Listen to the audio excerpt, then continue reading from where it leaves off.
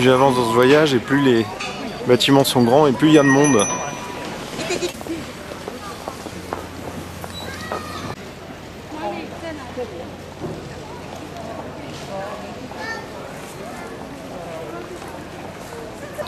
Alors comme je suis un peu en avance sur le programme, on va aller voir le Todaiji qui est un grand temple bouddhiste immense, je vous le montre.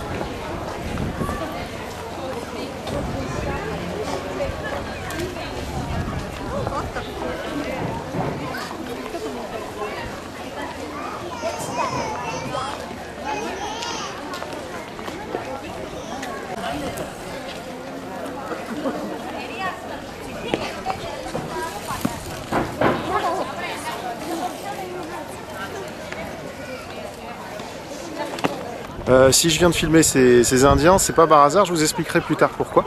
En gros, c'est de leur faute s'il y a ce temple juste derrière, là. Cet énorme temple bouddhiste.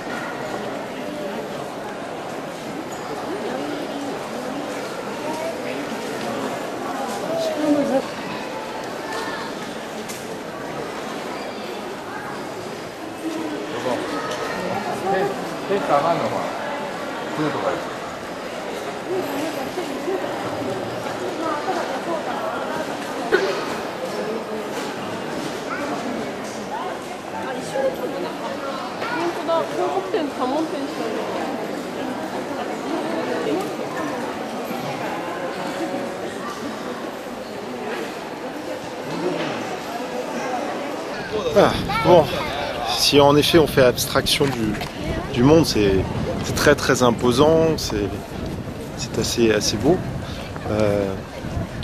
Et ça fait penser beaucoup à nos cathédrales chrétiennes pour imposer une religion, il y a ce côté-là. C'est très imposant et on sent que le bouddhisme s'est affirmé ici. Parce que ce que j'ai appris en effet ce matin avec le musée national de Nara, c'est en gros Nara a été capitale du Japon, si j'ai bien compris, entre 705 et 795.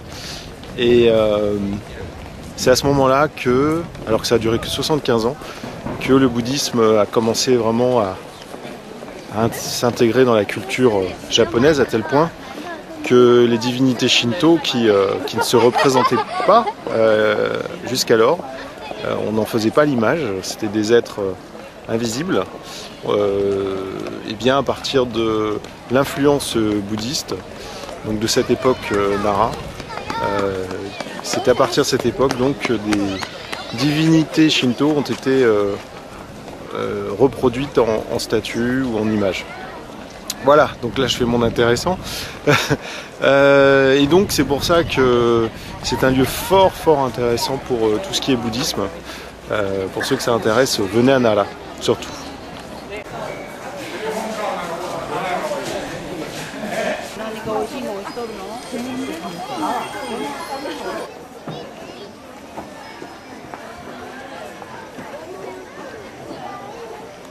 Alors vous allez me dire pourquoi je dis que ces Indiens c'est de leur faute.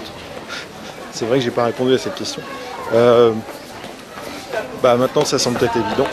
Le bouddhisme vient de l'Inde, est passé par la Chine et ensuite est arrivé au Japon.